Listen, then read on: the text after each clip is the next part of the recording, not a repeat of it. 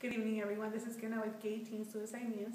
A study shows that teenagers who are not accepted by their family for being homosexual or transgenders are 8.4 more likely to commit suicide.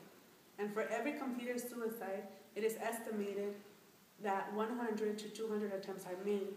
Teenage suicide in the U.S. remains comparably high in the 15 to 24 age group, with 4,000 suicides in this age range. In 2004, making it the third leading cause of death for those aged 15 through 24. On September 22, 2010, 18-year-old Tyler Clementi jumped off the George Washington Bridge in New York City after learning that his roommate, Ravi, had recorded Clementi having sexual encounters with another man. On the morning of September 23, 2010, 13-year-old Asher Brown told his stepfather he was gay right before he took his stepfather's 9mm Beretta and shot himself in the head, falling dead to the closet floor. Hello everyone, today we have a special guest here with us, Jenica, to share her experience of losing a very close friend almost 5 years ago, Ashley Franco. Hi Jenica, it's a pleasure having you here. Do you mind telling us a little bit about your story? Thank you for having me. Yes, I actually brought a piece of a journal that I had written the day of her death.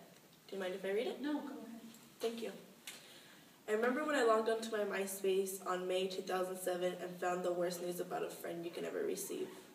My dearest friend, Ashley Franco, had passed away at the age of 18, and almost a little less than a month away from her high school graduation. Ashley was a homosexual. She had a girlfriend at the time of her death. From what was told to me by her closest friends was that she made a phone call to her girlfriend the night before, telling her that she was tired of not being accepted by her family of her being a homosexual, and said her goodbyes to her. She was feeling very depressed, and she felt she had reached her level of tolerance of not being accepted. She walked over to a park which was less than a block away and was found the next day dead, hanging by a shoelace on a tree. Very tough. Do you mind if I ask you a few questions? Sure. Okay, how did this whole situation of losing a close friend impacted your life?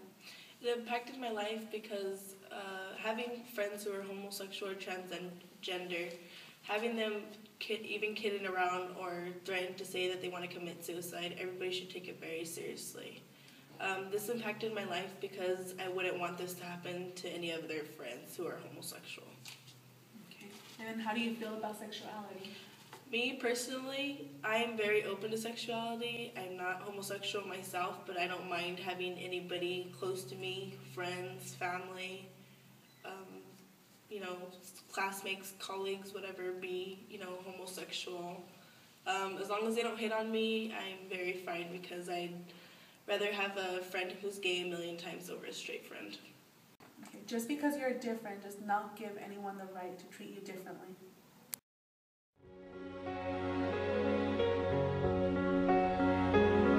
I open my eyes, I try to see, but I'm blinded by the white light. I can't remember how, I can't remember why I'm lying here tonight, and I can't stand the pain, and I can't make it go away. No, I can't stand the pain.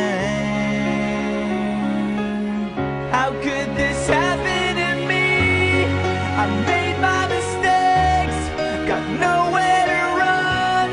The night goes on as I'm fading away.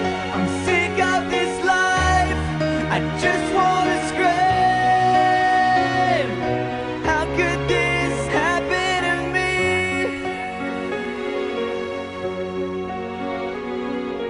Everybody's screaming, I try to make a sound, but no one hears me. I'm slipping off the edge, I'm hanging by a thread. I wanna start this over again, so I try to hold on to a time when